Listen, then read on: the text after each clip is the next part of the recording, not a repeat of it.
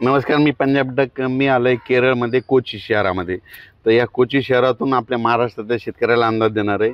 तर मला शेतकऱ्याचे खूप फोन आले की आपल्या महाराष्ट्रात खूप पाऊस चालू आहे, मग कधी उघडणार आहे. तर सर्वप्रथम महाराष्ट्रातल्या शेतकऱ्यासाठी आनंदाची बातमी. आपल्या महाराष्ट्रामध्ये तुम्हाला सांगू इच्छितो, उद्याच्याला म्हणजे 29 तारखेला उद्या दुपारनंतर चांगलं सूर्यदर्शन होणार आहे आणि पाऊस देखील उघडणार आहे. म्हणून सर्वप्रथम ही आनंदाची बातमी. आणि लगेच महाराष्ट्रातला देखील पावसाचा जोर कमी होणार आहे. म्हणून सर्वप्रथम हे एक महाराष्ट्रातल्या शेतकऱ्यांनी लक्षात येतं. राज्यातल्या सर्व शेतकऱ्याला सांगू इच्छितो की राज्यामध्ये फक्त आजच्या दिवस म्हणजे आज 28 आणि उद्या 29 तारखेपर्यंतच राज्यात पावसाचं वातावरण आहे. म्हणून हे अंदाज लक्षात येतात. फक्त 28-29ला फक्त उत्तर महाराष्ट्राकडे जरा जास्त पाऊस राहणार आहे. उत्तर महाराष्ट्राकडे म्हणजे मुंबई पुणे नाशिक इगतपुरी निफाड चाळीसगाव नंदुरबार धुळे जळगाव तिकडे मात्र उद्याच्या दिवस मात्र पाऊस राहणार आहे. पण पूर्व विदर्भ 6 जिल्हे, पश्चिम विदर्भ 5 जिल्हे, मराठवाडा, पश्चिम महाराष्ट्र या ठिकाणचा जोर मात्र उद्याच्याला ओसरणार आहे. म्हणून सर्वप्रथम ह्या 4 विभागातल्या शेतकऱ्यांनी हा अंदाज लक्षात घ्यायचा. त्याच्यानंतर राज्यामध्ये काय परिस्थिती राहणार.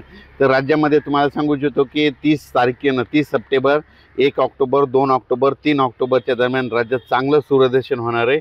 हवामान कोरडं राहणार आहे. म्हणून हा राज्यातल्या सर्व शेतकऱ्यांनी अंदाज लक्षात द्यायचा.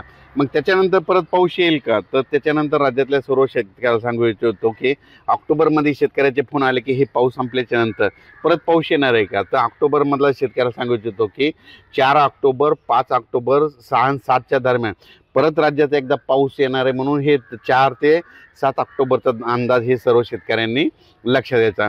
पण राज्यात मात्र आज 28 तारखेला मात्र राज्यात पुन्हा एकदा पूर्व विदर्भ, पश्चिम विदर्भ, दक्षिण महाराष्ट्र, उत्तर महाराष्ट्र, कोकणपट्टी, खानदेश, मराठवाडा सगळीकडेच आज दुपारनंतर मध्ये रात्रीच्याला पाऊस पडणार आहे. पण उद्याच्याला मात्र पावसाचा जोर कमी होणार आहे आणि उद्या सूर्यदर्शन होणार आहे. हा अंदाज महाराष्ट्रातल्या सर्व शेतकऱ्यांनी लक्षात द्यायचा. खास करून जास्त आता म्हणजे आजच्यानं मराठवाडा आणि पश्चिम महाराष्ट्रातल्या शेतकऱ्याला एवढं काही घाबरायची गरज नाही. कारण की आज जास्त पाऊस मुंबई पुणे उत्तर महाराष्ट्राकडे जास्त पडणार आहे. मुंबई पुणे उत्तर महाराष्ट्र इगतपुरी नंदुरबार धुळेकडे. म्हणून हा अंदाज सर्व शेतकऱ्यांनी लक्षात घ्यायचा. तसेच डग साहेब तुम्ही सांगितलं आहे आता हे पाऊस विश्रांती घेणार आहे, पण 5, 6, 7 तारखेचा पावसाचा वेग कसा राहणार आहे. असाच मुसळधार राहणार आहे का कमी प्रमाणात राहणार आहे.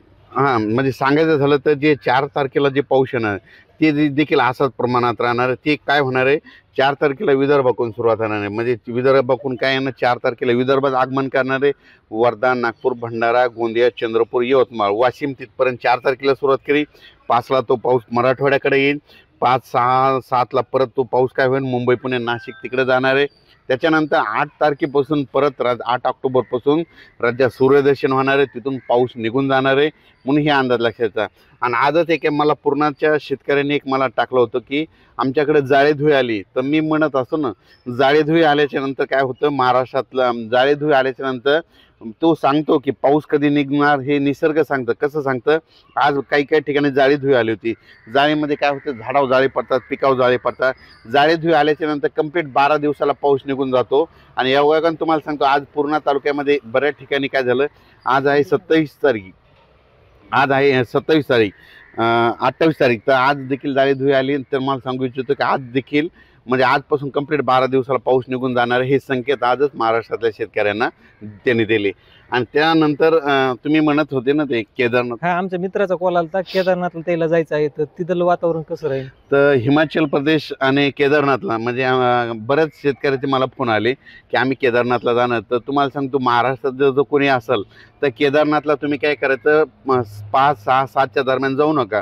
कारण की केदारनाथकडे, हिमाचल प्रदेशकडं, उत्तराखंडमध्ये काय होणार आहे, 5, 6, 7मध्ये तिकडं ढगफुटी सदस्य पाऊस पडणार आहे. अतिमुसळधार पडणार, अतिवृष्टी होणार आहे. म्हणून तिकडं या 2-3 दिवस जाण्याचे टाळावे. नंतर गेलं तर काय हरकत नाही. पण सध्या तरी 5 ऑक्टोबर, 6 आणि 7च्या दरम्यान तुम्ही जाऊ नये. साहेब ते तुम्ही 5, 6, 7चा पाऊस सांगितला ते सगळीकडेच राहणार आहे का पूर्ण. जे 4 तारखेला जे पाऊस येणार आहे ते सुरुवातीला विदर्भ होणार आहे. म्हणजे सगळीकडे तो काय होणार, विदर्भातून सुरुवात होणार आहे, पुन्हा विदर्भातून मराठवाड्याकडे जाणार आहे, मराठवाड्याकडून पश्चिम महाराष्ट्राकडे जाणार आहे, पश्चिम महाराष्ट्राकडून उत्तर महाराष्ट्राकडे जाणार आहे, उत्तर महाराष्ट्राकडून गुजरातकडे जाणार आहे. आणि 8 तारखेला मग आपल्या महाराष्ट्रात सूर्यदर्शन होणार आहे. म्हणून हे देखील अंदाज लक्षात द्यायचं. ज्यांचं सोयाबीन काढायला आलं असेल तर तुम्ही काय करा, एक तर तुम्हाला काढायचं असलं तर उद्या 29 तारखेपासून तर 3 तारखेपर्यंत 29, 30, 5 दिवस तुम्हाला काढायला वेळ आहे.